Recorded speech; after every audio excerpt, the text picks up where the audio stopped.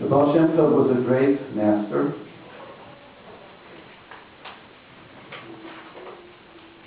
Understood the deepest Torah of the Ari Kadosh, of the Zohar, of the Torah. So his parables are so important for us. And the parable, of course, puts a very profound idea within the context of a story.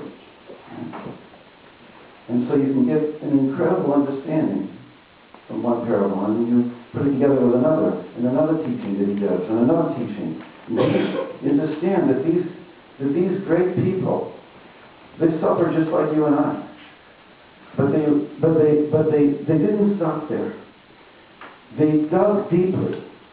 They said, in order to understand why so many things go wrong in our lives, we have to go up to a higher level of understanding. We have to see a bigger picture.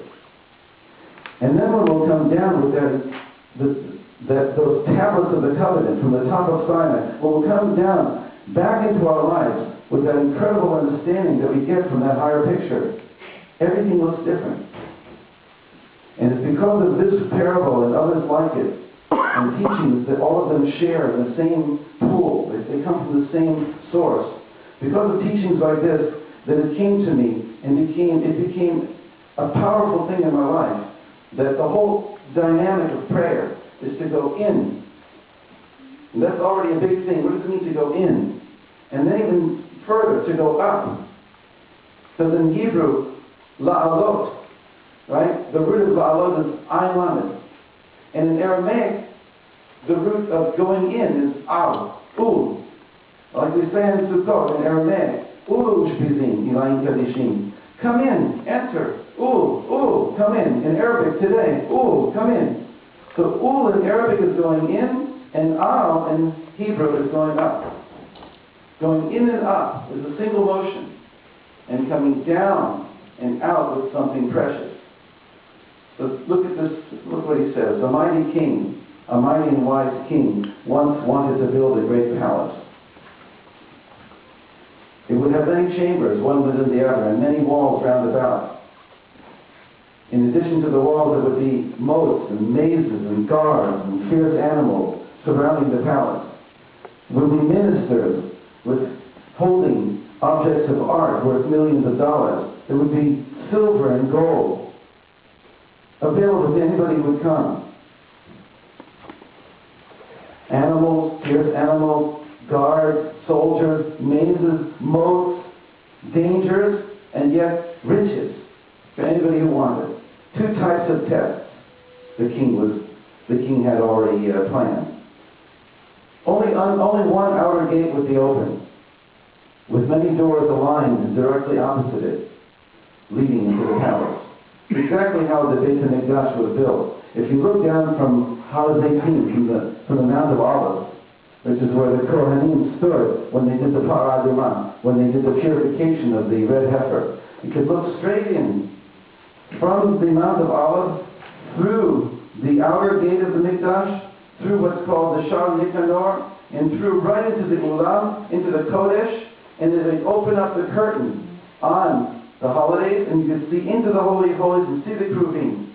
You see within, all the way in. So this parable is based on an actual thing that we had. We actually had this. The people who stood outside in the outer courtyard of the temple, they had telescopic prophetic vision on the holidays. Telescopic prophetic vision was granted to everybody who came to the temple on the holidays. They saw inside of the inside, and they saw the Kruvim of gold. They saw them move. And like, you rub your eyes. Did they really move? Are they really hugging each other? Are they really embracing each other? It didn't matter. Because it was another dimension. It was multidimensional. It could be that in the physical plane they were not moving, but in the spiritual plane they were moving. So that's basically the biblical source, the real historical source for this parable. There would be one door open and many doors lined up against it, so you could see all the way into the throne room where the king was going to sit.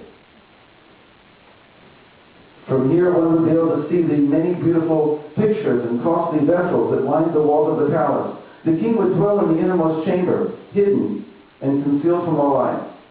When the palace was finished, the king invited the princes of the realm and the great men of the land to enter the palace and to come before his royal presence. When they came to the outer gate of the palace, however, they found it barred and the doors were locked.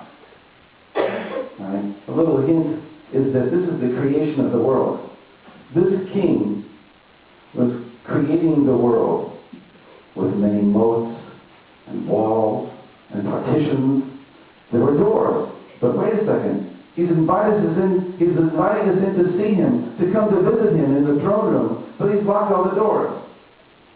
They asked each other in surprise, how should we enter, seeing that such a multitude of doors stand between us and the king?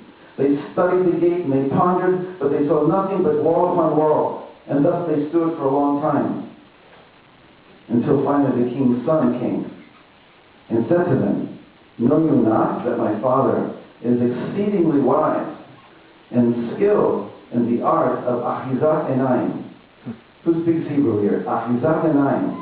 What's achizat enayim mean? Optical illusion. My father is extremely skilled in optical illusion. Behold, the entire palace has no real existence. There's no wall, no partition, no gate, no door. It is all an optical illusion. It bears the semblance of reality to he who looks upon it, but in truth the space here is empty. It stretches unlimited in all directions. My father, the king, behold, he stands here before you. For all that you think you see is but a figment of your imagination.